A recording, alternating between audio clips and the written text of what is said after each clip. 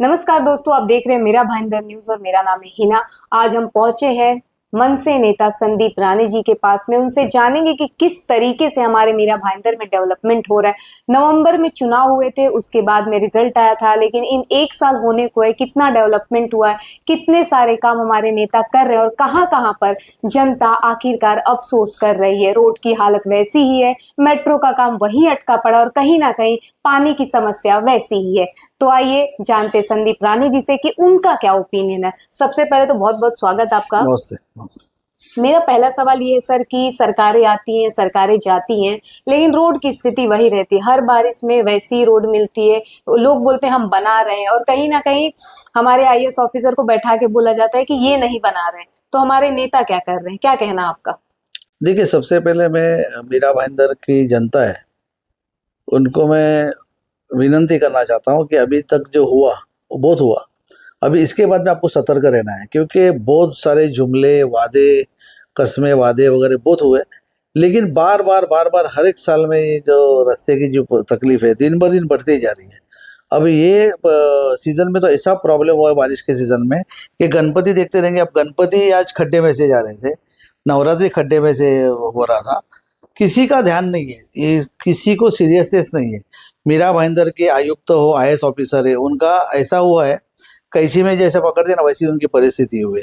एक बाजू से बीजेपी के एमएलए, दूसरे बाजू से शिवसेना के एमएलए, दूसरे बाजू से मंत्री साहब एक पीछे है उनके। तो काम नहीं हो रहा है जैसा चाहिए, वैसा जो फ्री हैंड होना चाहिए आईएएस ऑफिसर को, ऐसा नहीं हो रहा है।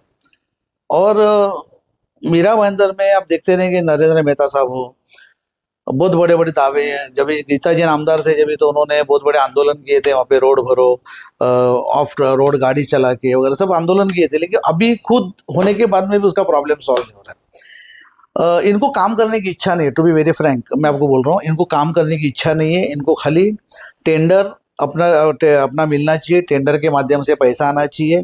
पब्लिक खड्डे में जावे या किधर डूब के मर जावे, उसको कोई लेना देना नहीं है।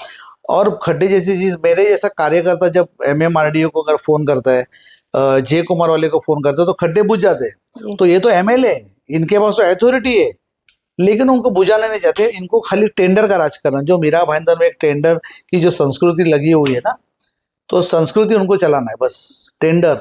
आज उनके पास बीजेपी के पास टेंडर आने के बाद में इनको भी 2 टेंडर चाहिए।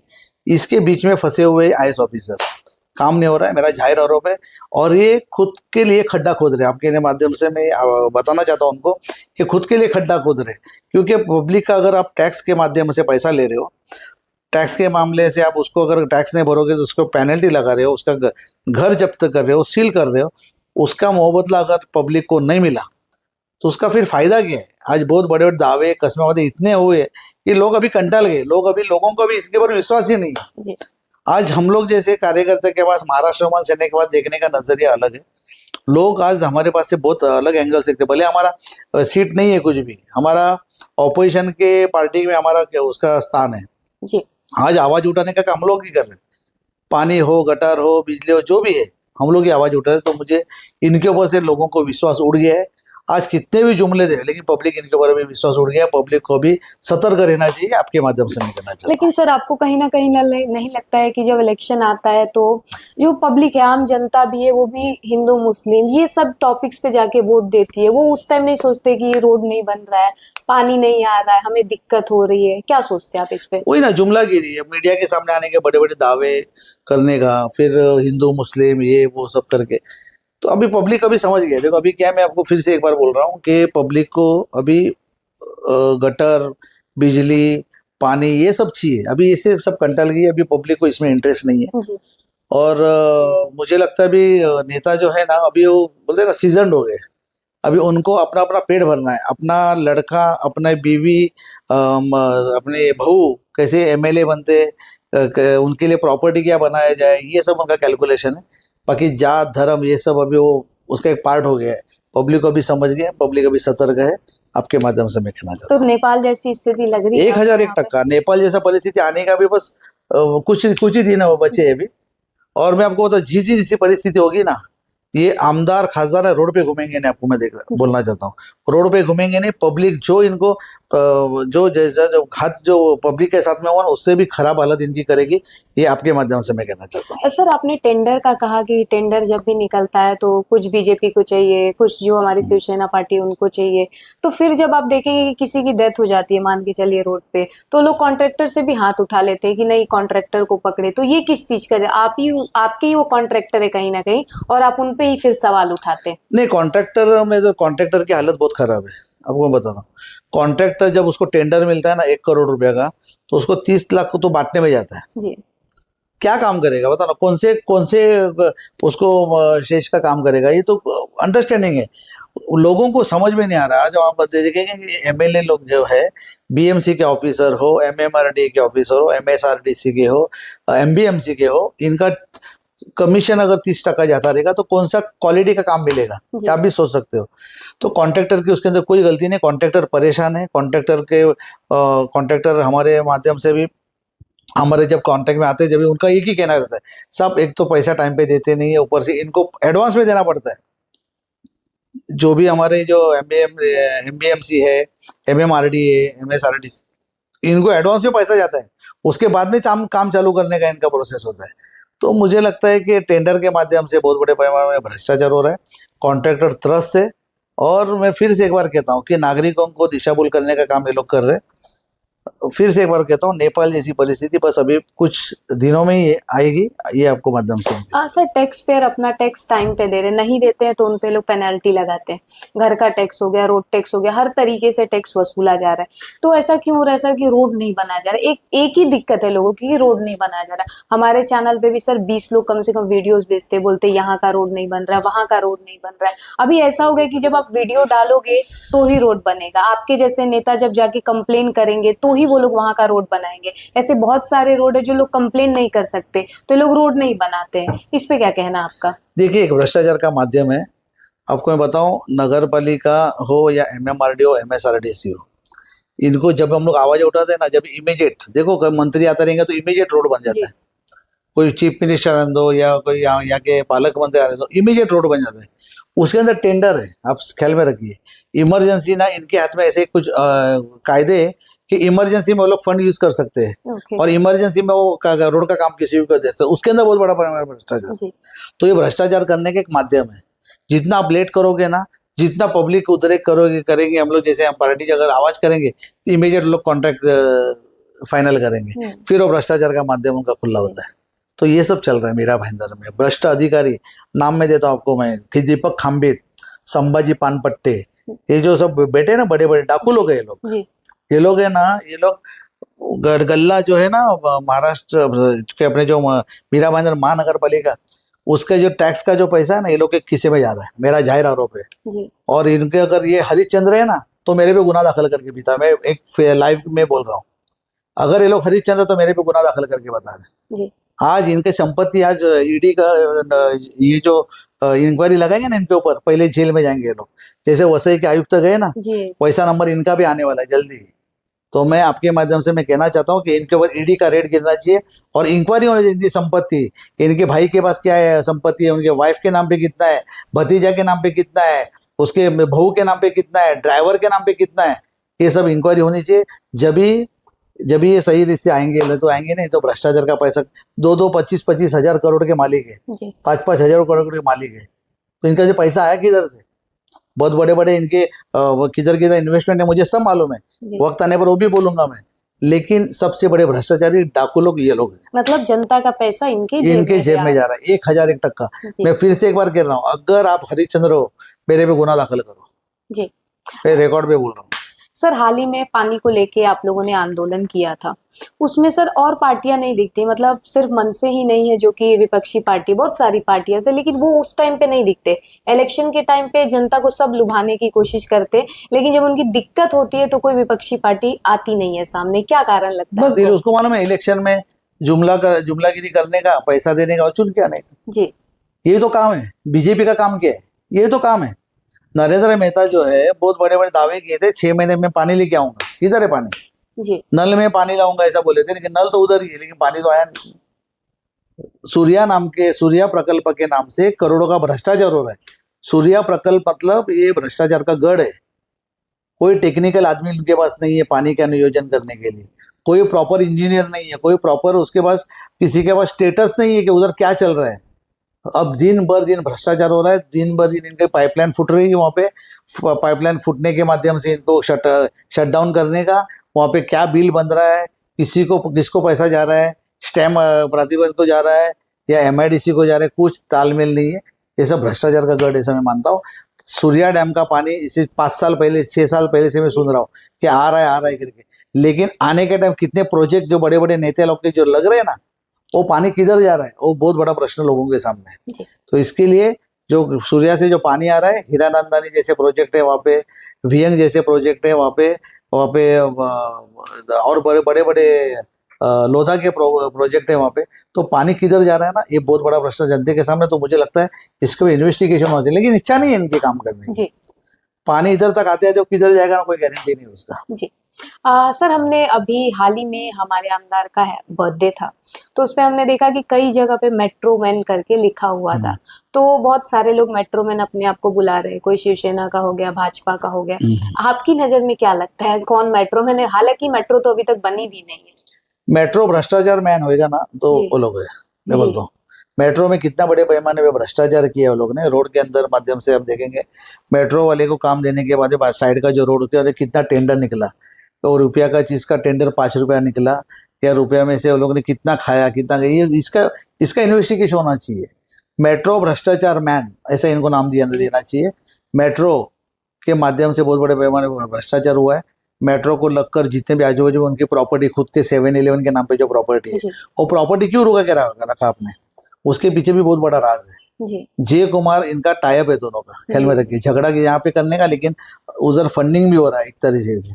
जितना प्रोजेक्ट डिले होगा उतना प्रोजेक्ट इनको भ्रष्टाचार करने को मिलेगा, ख्याल में। ये सब माध्यम से भ्रष्टाचार करना है इनको।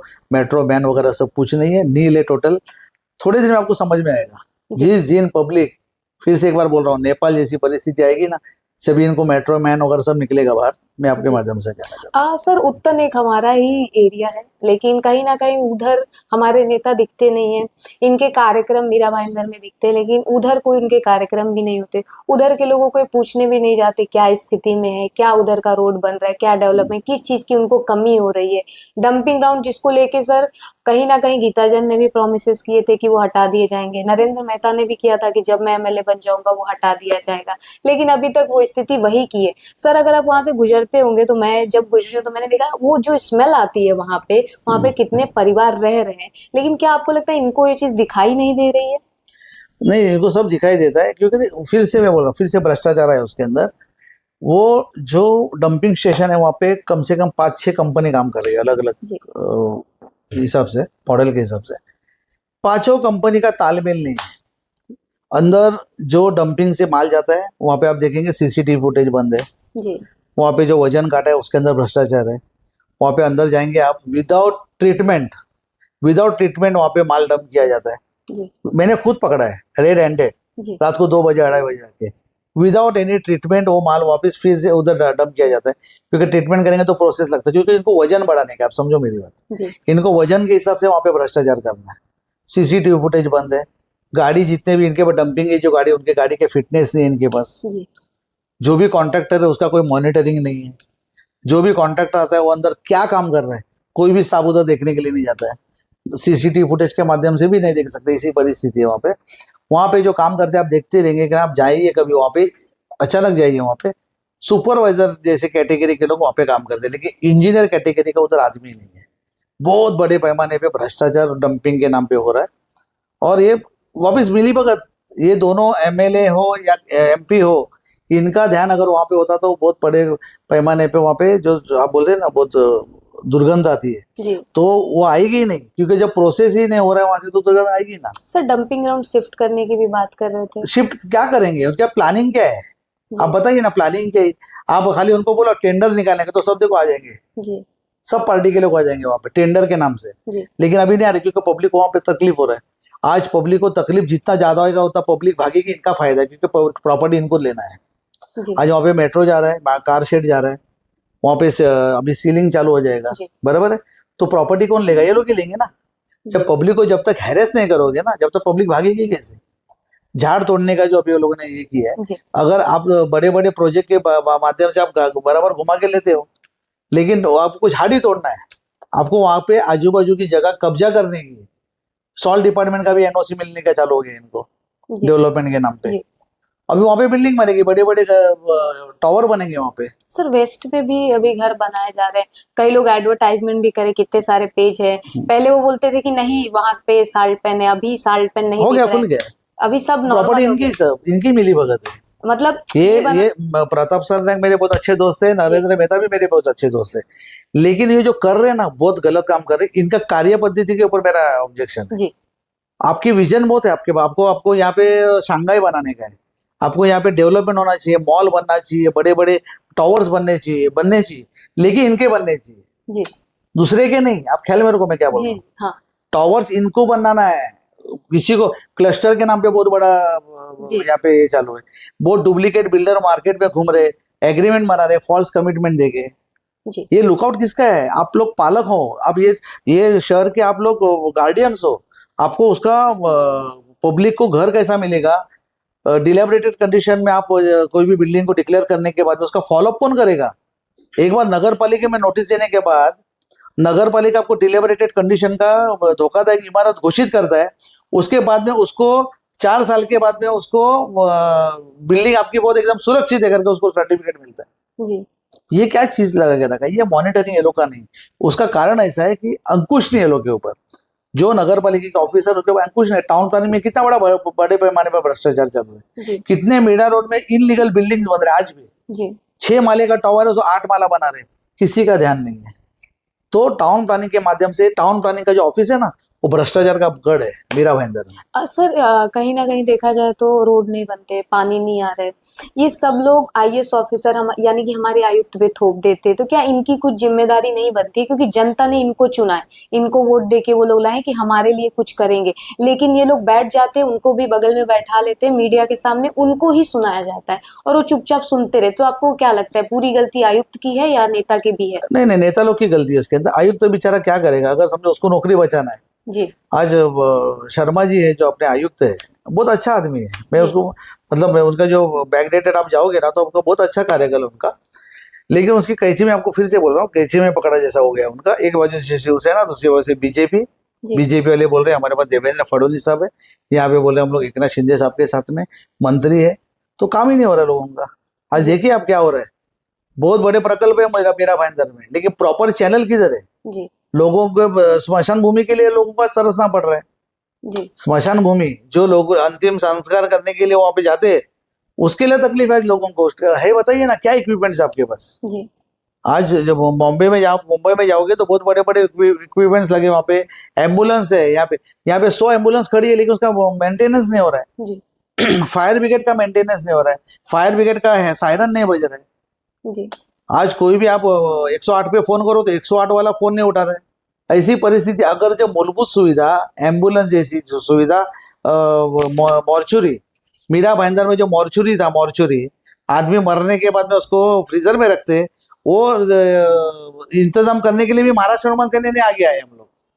हम लोग ने लेटर देने के बाद में गीता जैन मैडम के माध्यम से हमने उसको बढ़ा के लिया है अभी। जी मतलब अगर सुविधा मीरा भाईंदर में नहीं है तो आप करते क्या?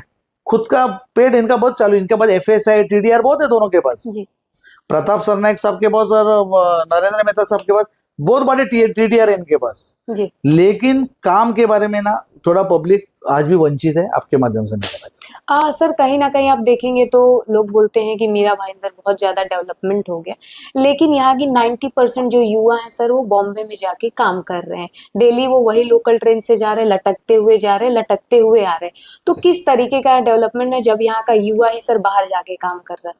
वो रोजगार है ही नहीं यहाँ पे। आप देखते रहेंगे वहाँ पे मीरा भाईंदर में आप जाएंगे, जितने भी कर्मचारी जो है जी वो सफाड़ा पालघर बिलघर से आते हैं यहाँ पे। लोकल जो यूथ है आज यहाँ पे घूम रहे हैं। जी लोकल यूथ को यहाँ पे काम करने के लिए कोई फैसिलिटी नहीं है। जो लोकल एमएलए है उनको सोचना चाहिए था कि लोकल बॉडी के लिए आप, लोकल जो युवा है यहाँ के, उनको उनके लिए आप क्या देना चाहते हैं? उनके लिए रोजगार दोगे कि नहीं कभी? जी मीरा भाईंदर में वो छोड़ो, मीरा भाईंदर में इतने अच्छे अच्छे स्पोर्ट्समैन हैं जो बॉम्बे में जाके खेलते हैं, मुंबई में। जी उनको यहाँ पे सुविधा ही नहीं है, ग्राउंड नहीं है वहाँ यहाँ पे प्रैक्टिस करने के लिए जगह नहीं है। पोईसर जिम खाना में लोगों को जाना पड़ता है यहाँ जी। से। और अपन दावा कर रहे सचिन तेंदुलकर के नाम से ग्राउंड तो बना दिया, लेकिन जो सचिन तेंदुलकर जो अपना यहाँ पे राष्ट्रीय पुरस्कार उसको मिला है जी। उसके नाम से वहाँ पे फैसिलिटीज कुछ नहीं है, पानी पीने के लिए नहीं है वहाँ पे, ग्राउंड के ऊपर ग्रास नहीं है, लाइट गई है उसको पूछने वाला नहीं है।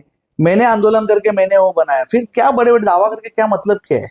सर भारत रत्न जी। सचिन तेंदुलकर उसके नाम से आपने तो ये तो बना दिया ग्राउंड, लेकिन अगर कोई भी अगर युवा पीढ़ी को आप वहाँ पे फैसिलिटीज नहीं दोगे तो क्या करने वाले हो फिर?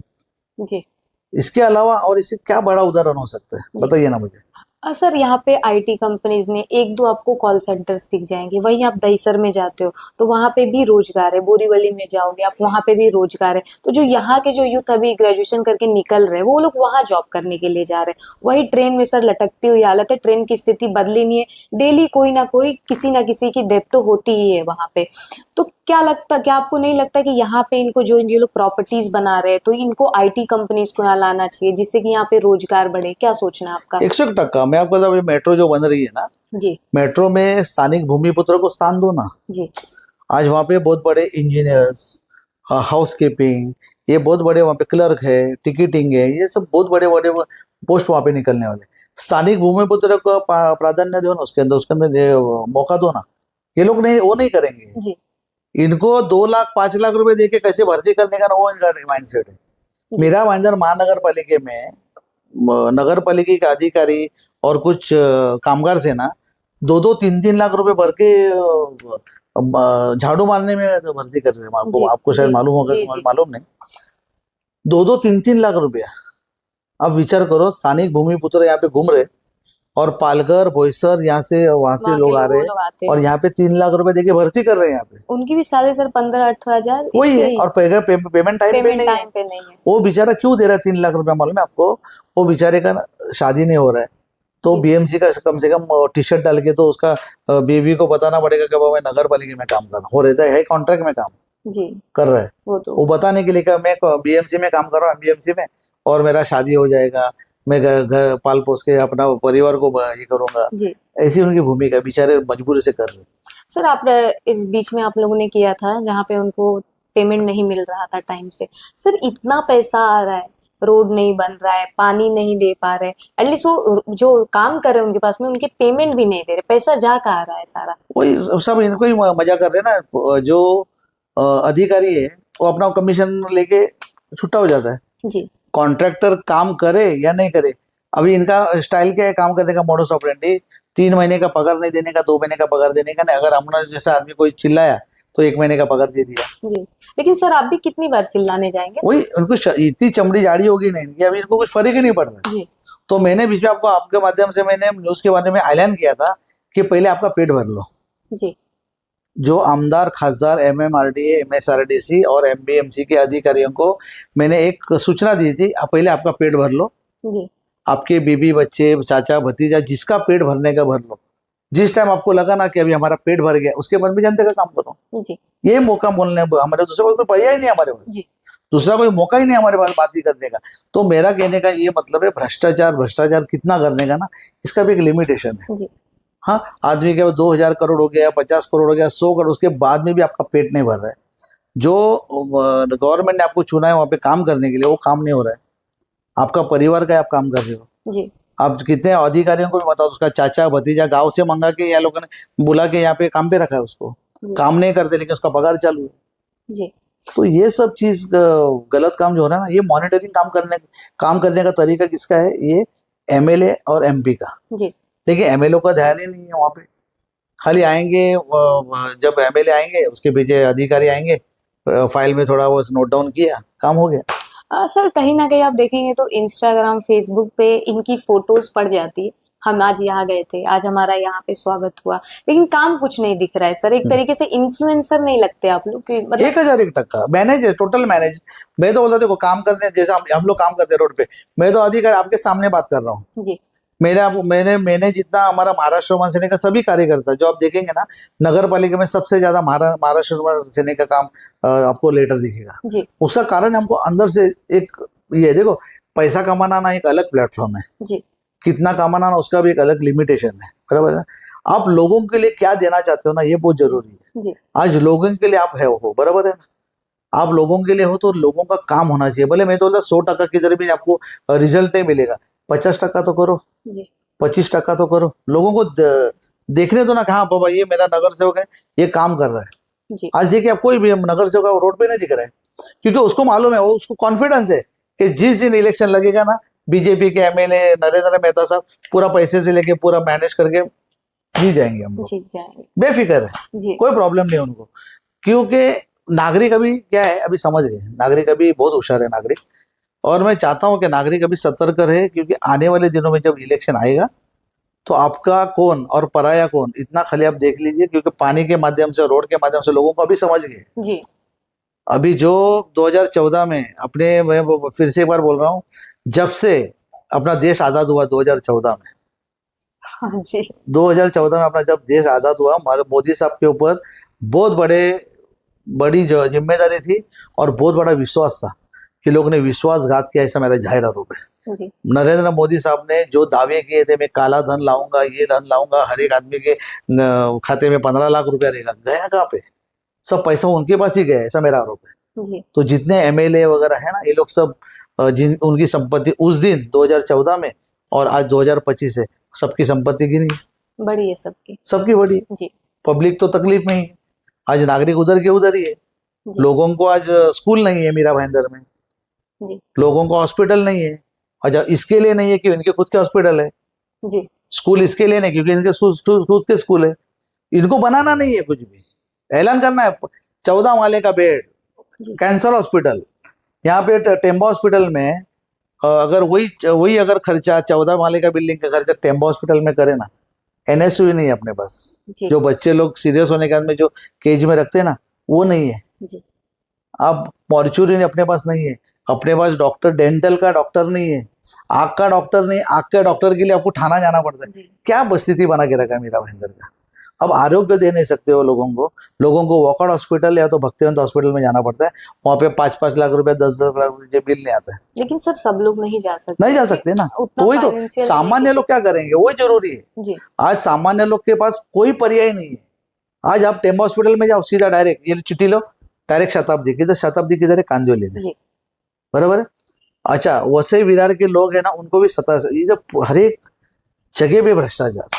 टेम्बा हॉस्पिटल में इतना बड़ा प्रोमाइसेस होने के बाद में एम्बुलेंस है उधर, एम्बुलेंस की स्थिति बहुत खराब है, जी डॉक्टर्स नहीं है वहाँ पे, जी ऑर्थोपेडिक नहीं है, कैसा चलेगा? ऑपरेशन के लिए आपको उधर नायर और जेजे उधर भेजना पड़ता है। जी फिर क्या स्थिति है, नगर पालिका का क्या मतलब क्या है?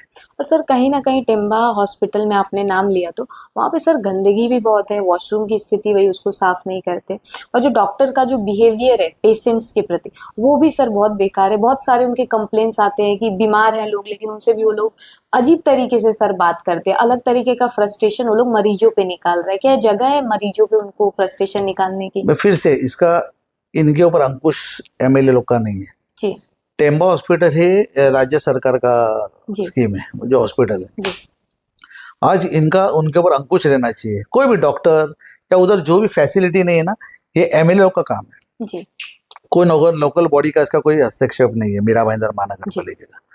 तो लोकल जो एमएलए है वो ध्यान देना चाहिए कि अपने जो मीरा भाईंदर के नागरिक है उनको सुविधा मिलती है कि नहीं, जी ये उनका मॉनिटरिंग होना चाहिए। मॉनिटरिंग नहीं है, मैं फिर से एक बार कहता हूँ, उसका मॉनिटरिंग इसके लिए नहीं क्योंकि इनका खुद का हॉस्पिटल है। जी क्योंकि आदमी जब उधर से त्रस्त होगा ना, जब ही इनका हॉस्पिटल में जाएगा। तो सर कहीं ना कहीं फिर तो पॉलिटिशियन छोड़ के, लोग पॉलिटिक्स छोड़ के कहीं ना कहीं आपको नहीं बिजनेसमैन की तरफ जा रहे। एक ही चुनना चाहिए, या तो पॉलिटिशियन बनिए या तो आप बिजनेसमैन बनिए। नहीं, पॉलिटिकल के माध्यम से लोग बिजनेस कर रहे हैं, मतलब उसी पैसे से वो लोग। उसी पैसे से वो लोग ये कर रहे हैं। आज देखिए मीरा भाईंदर में फिर से मैं आ रहा हूँ, क्लस्टर के नाम पे जो चल रहे हैं ना जी मीरा भाईंदर में, क्लस्टर के नाम पे मीरा भाईंदर को फंसाया जा रहा है। जी आपको अगर बिल्डिंग बनाना है, आपकी डिलैबोरेटेड कंडीशन में अपनी बिल्डिंग है, तो उसका प्रॉपर तरीके से उसका सर्वे होना चाहिए, उसका सर्टिफिकेशन आना चाहिए, उसका नोटिफिकेशन होना चाहिए, उसको प्रॉपर तरीके से नगर पालिका से जो भी उसका प्रोसेस है वो होना चाहिए। जी लेकिन आज कितने आप देखते रहेंगे, कम से कम 100-200 बिल्डिंग मीरा भाईंदर में जो टूट के पड़ा है, टूटा हुआ है, जी लेकिन उसको एनओसी नहीं दे रही। किसका काम है? एमएलए लोग का काम है। जी नागरिक तरफ से बिल्डर ने फंसाया तो उसके ऊपर उसके अंदर इन्वॉल्वमेंट होके उसको प्रॉपर तरीके से उनको बिल्डिंग ऐसा बना जाए, जी ये उनके ऊपर ध्यान होना चाहिए। लेकिन इनका वो नहीं है, इनका वो बिल्डिंग टूटा हुआ मेरे जेब में कैसा आएगा ना, वो उनके ऊपर ध्यान चल रहा है। जी क्लस्टर डेवलपमेंट का मैं समर्थन भी नहीं करूंगा, विरोध भी नहीं करूंगा, क्योंकि क्लियर विजन ही नहीं है इन लोग के पास। जी अगर कोई भी बिल्डिंग टूट गया है तो उसको प्रॉपर तरीके से बनाने का काम भी एमएलए लोग का है ना। जी मतलब प्रॉपर प्लानिंग नहीं है इनके प्लानिंग पास। ही नहीं है इनके पास। मीरा भाईंदर अधिकारियों को बोल दिया आप सब बिल्डिंग को सर्वे करो, नहीं कर मीरा भाईंदर का कॉपी पेस्ट उनके पास जो सर्टिफिकेट है सब सोसाइटी को भेज दिया।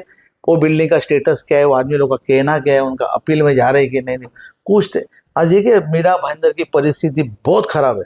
जी और इतना खराब हो गई है ना परिस्थिति कि अभी मीरा भाईंदर में आप मानेंगे नहीं, रीडेवलपमेंट का सोसाइटी कोई अगर बोलेगा रीडेवलपमेंट में जाना है क्या तो ऐसा हाथ जोड़ दे, जी ऐसी परिस्थिति मीरा भाईंदर में। तो ये सब लाके रखा है ये लोग ने। तो उनको सर समझाया भी नहीं जा रहा ना कि रीडेवलपमेंट में जाने के बाद क्या होगा। कई लोगों को तो सर ऐसा लग रहा है कि काउंसिलिंग ही नहीं ना, मैं मेरा वही आपको घर ही बोल रहा नहीं हूँ, मिलेगा मुझे। काउंसिलिंग ही नहीं है। अगर कोई भी बिल्डिंग रीडेवलपमेंट में जाता है तो नागरिकों को उसको काउंसिलिंग होना जरूरी जी है कि आपकी बिल्डिंग डिलेबरेट कंडीशन में अभी है, उसको नोटिस आया हुआ है, उसका ये है प्रोसेस है, कुछ नहीं मनमानी तरीके से मनमानी तरीका। वो जो कोई बिल्डर आता है फॉल्स कमिटमेंट करता है, वो 30% दे रहा है ना, मैं 35% दे रहा हूँ, जी पब्लिक उसके तरफ जा रही है। फिर आपके जैसा दूसरा कोई आएगा 40%, तो पब्लिक उसके तरफ जा रही है। ये रोकेगा कौन? प्रॉपर काउंसिलिंग, उसको एक गवर्नमेंट अथॉरिटी ऐसी होनी चाहिए कि उसको किधर ना किधर रोक जाए। अब जाइए सब रजिस्टर में भ्रष्टाचारी जी रत्नाड़े करके उधर जो बैठा रजिस्टर, उसका बिहेवियर देखेंगे तो ऐसा लगेगा कि यही मालिक है मेरा भाईंदर का, जी क्योंकि उसको एमएलए लोग का बैकिंग है। जी एमएलए का कुछ अंकुश नहीं उन लोग के ऊपर, एमपी का है अंकुश नहीं उसके ऊपर। आप जाएंगे ना, आप कभी भी मार करिए, आप कभी भी कोई कस्टमर के अपना सोसाइटी के मेंबर के साथ में जाइए, रत्नाड़े तो ऐसा बिहेव करेगा जैसे कि उसका ही 7/12 में मेरा भाईंदर है, जी ऐसा भगा दे गेट आउट करके आदमी को। बोलो ऐसी परिस्थिति है। जबकि क्या आदमी उनका कर रहा है? सैलरी ही जनता के पैसे जनता से के जा पैसे रहा से है। जा रहे हैं, लेकिन लेकिन उसको मालूम है ये त्रस्त है, ये जी। सरेंडर होएगा, जी। क्योंकि ये पैसा देगा, क्योंकि ये पैसा नहीं देगा, ये ईमानदारी से आया, लेकिन जो चीटिंग कर रहा है वो अपने को पैसा देके जाएगा। जी मतलब ऐसी पैसा परिस्थिति आना ही है आना कहीं ही ना है कहीं से। जी पैसा। अब देखो हर एक सोसाइटी में रजिस्ट्रार बिठाया है, हर एक रजिस्ट्रार भ्रष्टाचार कर रहा है, जी कौन अंकुश रखेगा इसके ऊपर? एमएलए का ध्यान न होना चाहिए। मैं दोनों एमएलए को एक विनंती करना चाहता हूँ, आप मेरे मित्र हो, जी आप मेरे मित्र हो, आपको मैं एक मित्र के नाते से ये कह रहा कि नागरिक त्रस्त है। आपको भले मुंह पे आदमी कोई भी बोले, आपका सत्कार करता रहेगा, आपको शॉल पहनाता रहेगा, लेकिन आदमी त्रस्त है। आपको मैं आपके माध्यम से मैं कहना चाहता हूँ, नागरिक इतने त्रस्त है कि आपको पीछे से गाली दे रहे हैं, आपका कोई वाह नहीं हो रहा है। मैं आपको क्लियर कट बोल रहा हूँ, मैं विरोधी पार्टी करके नहीं बोल रहा हूँ। मुझे खाली एक ही विनंती है, देखो आदमी को पैसा चाहिए, आदमी को जीने के लिए पैसा लगता है, कितना लगता है कितना नहीं वो आपको मालूम, क्योंकि आपका स्टेटस आपको मेंटेन करना है। लेकिन इतना भी नहीं लगता है जो आपको आप जो कर रहे हो ना। तो नागरिकों को फंसाने का काम मत करो, नागरिकों के लिए काम करो। गवर्नमेंट की इतनी स्कीम है, वो स्कीम कैसे आनी चाहिए, वहाँ पे नागरिकों को ऐसी सुविधा मिले, इसके ऊपर आप ध्यान दीजिए। खास करके पानी के ऊपर मैं बोलना चाहता हूँ, पानी लेके आइए, लोग पानी से त्रस्त है। पानी के लिए बहुत बड़ा आंदोलन हम लोग करने जा रहे हैं, और उस आंदोलन में 1001% कुछ ना कुछ इंसिडेंट होने वाला है। मैं आपका ये आज के आपका जो ये लाइव के माध्यम से मैं कहना चाहता हूँ। सर मराठी मोर्चा जो हुआ था उसमें कई सारे आपके ऊपर आरोप भी लगे कि कहीं ना कहीं आप जानबूझ के चीज कर रहे हैं। इलेक्शन पास में आ रहा है तो किसी का कहना था कि सिर्फ एक समुदाय को आप लेके चल रहे हो, डिवाइड एंड रूल की फ्रिक्वेंसी यहाँ पर चल रही है। तो इन सब आरोपों को आप कैसे देखते हैं? देखिए मैं महाराष्ट्र हूँ, जी मैं महाराष्ट्र में रहता हूँ, अब भी महाराष्ट्र में रहता हूँ। जी आपका नेटिव कौन सा है मुझे मालूम नहीं। मुझे एक ही कहना है कि जो प्रांत में जो राष्ट्र जो आप राज्य में रहते हो, जी वो राज्य की आपको भाषा सीखनी चाहिए। जी और हमारा पहले से वही कहना है, अगर आपको मराठी नहीं आती रहेगी आप बोलिएगा नहीं, जी सीखने का कोशिश करिए, जी लेकिन उसका अपमान मत करिए। ये हमारा ब्रीद वाक्य था, मतलब आपका जो था वो अपमान के खिलाफ था, अपमान के ना खिलाफ। कि वो बंदा जिसके साथ में मारपीट हुआ, उसका बॉडी लैंग्वेज देखिए, जी उसका सवाल, हमारा सवाल और उसका जवाब देखेंगे ना, तो आपको पूरा आइडिया आ जाएगा कि मराठी यहाँ पे तो मराठी नहीं चलेगा, हिंदी भी चलेगा, यहाँ पे ये भी चलेगा। तो ये भाषा हम लोग सहन नहीं करेंगे। जी मराठी के अगेंस्ट, महाराष्ट्र के अगेंस्ट में कोई भी किसने भी कुछ बोल दिया, बाद में कोई भी जाति धर्म का रहने दो, जी उसको हम वैसा का वैसा जवाब देंगे। आप मानेंगे नहीं, मोर्चा निकालने का हम लोग ने नहीं पहले सोचा था, जी वो लोग ने पहला मोर्चा निकाला था हमारे खिलाफ। हमारे महाराष्ट्र में देखिए, अगर हमारे खिलाफ कोई मोर्चा निकाला तो हम सहन करेंगे क्या? वैसा का वैसा जवाब दिया जाएगा। जी आज भी कल भी मराठी के अगेंस्ट में कोई भी रहा उसको ईंट का बदला पत्थर से देंगे, हम आपके माध्यम से कहना चाहता हूँ, उसका एक्शन का रिएक्शन था। जी हमने उनको बोला था आप मोर्चा मत निकालिए, हम आपके साथ में बैठ के जो भी चार दीवार में बैठ के अपन एक दूसरे को माफी मांग के मैटर को क्लोज करेंगे। जी मैंने और अविनाश जाधव ने बोला था पुलिस स्टेशन के अंदर, जी लेकिन वो सुनने के तैयार नहीं। हमारा समाज है, हमारा एक नेता लोग से बात करना पड़ेगा, करिए बात, जी और उसका एक्शन का रिएक्शन दिखा। जी वो तो और भी ये होने का चांसेस था, लेकिन पुलिस ने थोड़ा कुछ रिस्ट्रिक्शन डाला, इसके लिए वो बच गया। लेकिन मराठी का अपन हम लोग सहन नहीं करें। कौन सा भी गुना मेरे पे दाखिल होने तो कोई प्रॉब्लम नहीं। मेरे को 24 घंटे के लिए तड़ीपार किया था मुझे और अविनाश जाधव साहब को। जी तो मराठी के बारे में अपमान सहन नहीं किया जाएगा। जी। कोई भी रहने दो, कोई भी जाति धर्म का रहने दो, हम लोग वैसे का वैसा जवाब देंगे सर अपनी क्योंकि कहीं भी अगर यहाँ के जो लोग हैं वो अगर बाहर कंट्री में जाते, यूएस में जाते, यूके में जाते, फ्रांस में जाते, तो कहीं ना कहीं वहाँ की लैंग्वेज वो सीखते, क्योंकि आप यहाँ की लैंग्वेज वहाँ जाके नहीं बोलोगे। नहीं बोल सकते। यहाँ तो फिर भी है कि आप अपमान नहीं करो, लेकिन कहीं ना कहीं वहाँ तो आपको लैंग्वेज में पढ़ना पड़ता है, बात करना पड़ता है। आप बैंगलोर चले जाओ, वहाँ पे आपको तेलुगु और इंग्लिश ही चलती है, आप बराबर। वहाँ हिंदी नहीं बोल सकते नहीं हो। बोल सकते। लेकिन यहाँ पे इतना क्यों प्रेशराइज किया जा रहा है? अगर देखिए मराठी आपको नहीं आती है ठीक है, लेकिन आप उस भाषा का अपमान नहीं करो, राइट। आपका कहना ये था। यस। लेकिन कहीं ना कहीं पॉलिटिक्स ने इसको एक अलग नजरिया दिया, हिंदी और प्लस मराठी कर दिया। क्यों ऐसा किया उन्होंने? देखिए कुछ नेता जो है ना, जी महाराष्ट्र के बाहर से बहुत बड़े वीडियो आ रहे थे उस टाइम जी कि मराठी लोग को भगाना पड़ेगा, मतलब बहुत नेगेटिव है। जी तो मेरा एक ही कहना है, जो आग में जो तेल डालने का जिसने काम किया ना, जी। उन्होंने ऐसे भड़काया है। जी हमारा तो कोई इंटेंशन नहीं, मैं तो महाराष्ट्र के लिए बात कर रहा हूँ। जी मैं अगर कल यूपी में जाके मैं इधर का संस्कृति के बारे में बात करूंगा तो जमेगा क्या? नहीं जमेगा ना। नहीं वैसे हुआ है, यूपी से वीडियो बना रहे हैं, जी कोई इंदौर से बना रहे, कोई राजस्थान से बना रहे। मेरा कहने का मतलब, तो आप इधर से आके बात करो, आप उधर से बात करोगे, भोगना इधर वाले को पड़ेगा। जी तो उस माध्यम से लोगों को यहाँ पे बहुत नुकसान हुआ है, और जो मराठी के खिलाफ गया उसको सजा मिली है। जी और तो मैं वही नेता लोग को बोलना चाहता हूँ कि आग में तेल डालने का काम मत करिए। जी आपको मराठी नहीं आती तो बोलिएगा नहीं, लेकिन जी। अपमान मत करिए, ये हमारी भाषा है। जी और राज साहब के बारे में उल्टा सीधा बात करने का तो ये हम लोग सहन करेंगे नहीं। जी तो मराठी संस्कृति आनी चाहिए। महाराष्ट्र में अपन रहते हैं तो संस्कृति का अपमान नहीं होना मांगता, ये हमारी जी मांग है बस। सर कहीं ना कहीं हमेशा बीजेपी ऐसा बोलती है कि हिंदुत्व को लेके चुनाव लड़ती है। राम मंदिर का उस समय ही राम मंदिर बनता है कहीं ना कहीं जब इलेक्शन पास में रहता है, तो इस तरीके की चीजें बीजेपी करती है। लेकिन बीपी रोड में हाल ही में एक मैटर है जहाँ पे मंदिर का मामला था। मंदिर के इधर बीजेपी के कोई कार्यकर्ता नहीं दिखाई देते, वहां पे जो लोग मंदिर बचाना चाह रहे हैं उसके ऊपर ये लोग गुनाह दाखिल करने की कोशिश करते हैं। तो ये किस तरीके का है? क्योंकि एक तरफ आप हिंदू को बचाने की बात करें तो दूसरी तरफ आप मंदिर तोड़ने की बात करें। आप वहां पे गए, क्योंकि हमेशा बताया जाता है कि कहीं ना कहीं मन से उत्तर भारतीयों के खिलाफ है, लेकिन वहां पे ज्यादातर उत्तर भारतीय के ही लोग हैं जहाँ पे आप गए हुए थे, तो आपका उनको सपोर्ट मिला। लेकिन बीजेपी के जो एमएलए हैं उनका सपोर्ट उनको नहीं मिल रहा है। कैसे देखते हैं आप इसको? देखिए उत्तर भारत के, अभी आपको वही होता, मन से कोई उत्तर भारतीय के खिलाफ जी नहीं है। मैं फिर से एक बार कहना चाहता हूँ, मान सम्मान का ये विषय है। जी मैं अगर आपको मान दे रहा हूँ तो आप मुझे मान दोगे, जी सीधा हिसाब है।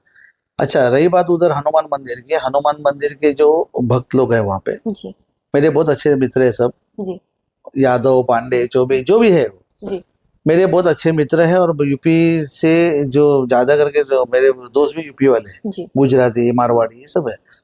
अच्छा, रही बात उधर मंदिर की, मंदिर का मामला ऐसा था कि मंदिर समझो उन्होंने बाजू के बिल्डिंग तोड़ दिया, जी मंदिर बचा बाजू में, बराबर। मंदिर के अंदर जब तोड़ने का टाइम आया तो लोग उधर जागरूक हो गए जी और उन्हें आवाज उठाया। आवाज उठाने के बाद में वहां पे ऐसा हमको कहा गया, मुझे खबर मिली जी कि नरेंद्र मेहता के जो भाई है उन्होंने वो सब बिल्डिंग बनाने का काम लिया। जी अच्छा, वहां पे जाने के बाद में उधर ऐसा मालूम पड़ा कि मंदिर की लाइट कट कर दी गई, जी वहां पे पुजारी था उसको भगाया दिया गया है। तो ये तो गलत है। जी मैं आज कोई भी जाति धर्म के ऊपर मैं बात करूंगा, लेकिन हिंदू संस्कृति टिकनी चाहिए, ये हमारी मानसिकता है। जी आज वहाँ पे जो भक्त लोग थे वो हमारे पास आए कि राणा साहब ऐसे ऐसा हो रहा है वहाँ पे, और नरेंद्र मेहता के जो भाई है वही कर रहे हैं। जी तो मैंने बोला नरेंद्र मेहता साहब तो ऐसा करेंगे नहीं, क्योंकि भाजपा तो हिंदू के खिलाफ तो काम करेगी नहीं, ऐसा मुझे लग रहा है। जी फिर भी आप बोल रहे हो तो मैं उसके अंदर हस्तक्षेप करके जो भी रहेगा मैं आपके साथ में हूँ। जी हम लोग वहाँ पे गए, महाआरती वगैरह किया हमने, बस सब किया। मेरा एक ही कहना है नरेंद्र मेहता साहब को, अगर उस दिन मैंने लेटर देने के बाद में उसको बोला महाआरती में आप भी आइए, जी उन्होंने महारती में आने से पहले दिन जाके वहाँ पे वो जो मालिक था उसको जगह का उनको लेके उसको वहाँ पे प्रेजेंटेशन करवाया। तो मेरा एक कहना था नरेंद्र मेहता साहब को, एक सलाह है जी कि अगर जब मालिक को अपने लाया ना तो उसको मालिक को ये क्यों नहीं कहने को बोला कि मंदिर टूटेगा ना, मैं आपके साथ में हूँ। जी राइटिंग में दे दो ना एफिडेविट करके भक्त लोग को जी कि ये मंदिर टूटेगा ना, पहला मंदिर बनेगा उसके बाद में वहाँ पे बिल्डिंग बनेगा। जी दो ना आश्वासन, इलेक्शन आया हुआ है, जी अभी तो देना चाहिए। देना चाहिए ना आपको। अगर आप देते थे ना तो आप बड़े हो जाते थे, ऐसा मेरा सलाह है। जी लोगों को आज जरूरत क्या है, वहाँ पे मंदिर बनना चाहिए, आस्था होनी चाहिए। जी आप बोल रहे हो कि ये मालिक है, मैं छोटे से बड़ा इनके सामने हुआ हूँ, उनकी सिस्टर मेरे इधर प्रिंसिपल है, जी तो पहले दिन क्यों नहीं आए? पहले दिन क्यों नहीं आए? अगर वो जो मालिक है ना तो उसकी सिस्टर भी मालिक थी ना, जी वो तो डेली स्कूल वो जाती डेली है। स्कूल जाती है, तो उनको जी लाना चाहिए था। मेरे परिवार का वो मंदिर है, मैं मंदिर बना के दूंगी, जी ले ना एक स्टेटमेंट एफिडेविट करके, तो लोगों को आपके ऊपर विश्वास होगा। और उन्होंने कहा कि हमारे बारे में गलत फैला गया, गलत अगर फैला गया तो उसके ऊपर गुना दाखिल करो जी कि मेरे खिलाफ आप क्यों गलत।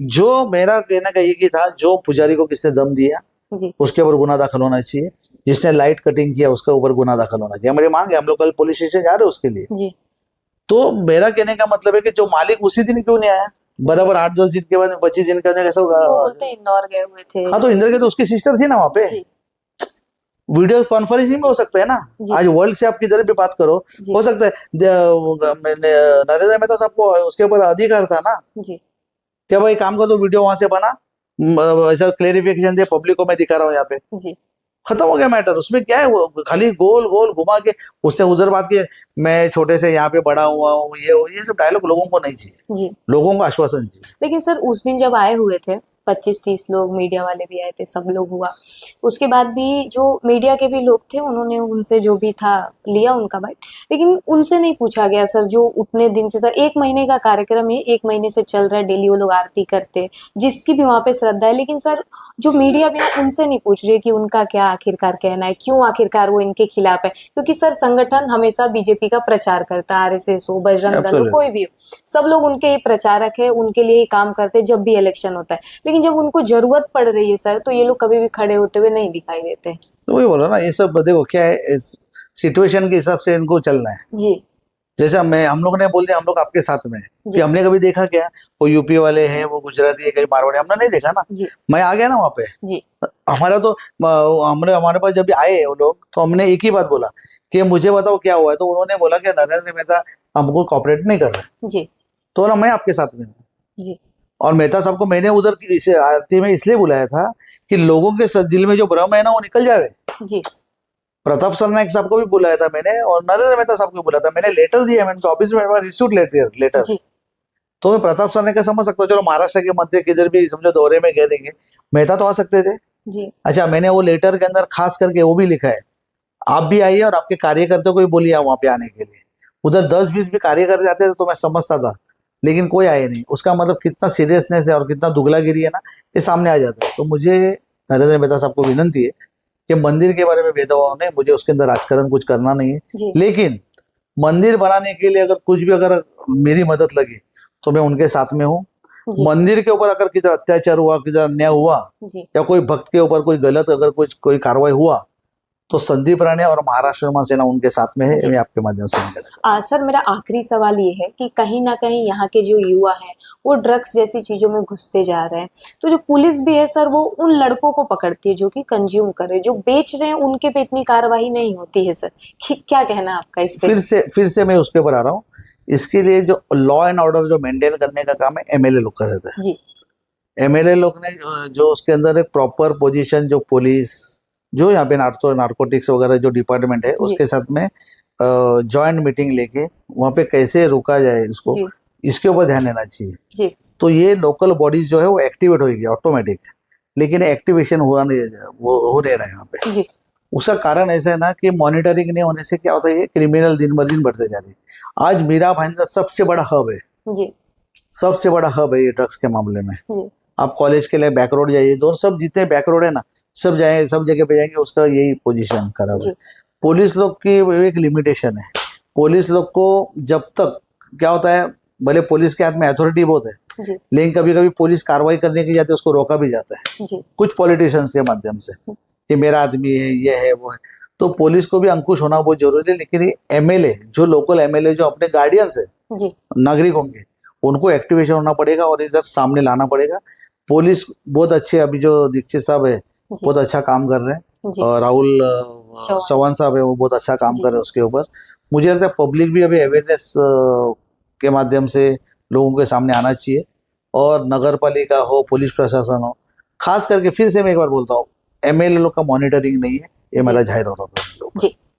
तो देखा आपने, हमने संदीप राणे जी से बात की जिन्होंने युद्ध के बारे में कई सारे बातें की, जहां पे बहुत सारे नेता झिझक जाते हैं युद्ध का नाम लेते ही, और उसके साथ इन्होंने इस पे भी बात की कि क्यों आखिरकार यहाँ का 90% जो यूथ है वो बाहर जाके काम करे, क्यों नहीं आखिरकार जो हमारे एमएलए हैं, यहाँ के एमपी हैं, यहाँ के मंत्री हो, क्यों नहीं जो फैक्ट्रीज बना रहे, जो बिल्डिंग्स बना रहे, उसमें वो आईटी सेक्टर्स को, बहुत सारे सेक्टर्स को ला सकते हैं जिससे यूथ को यहाँ पे रोजगार मिलेगा।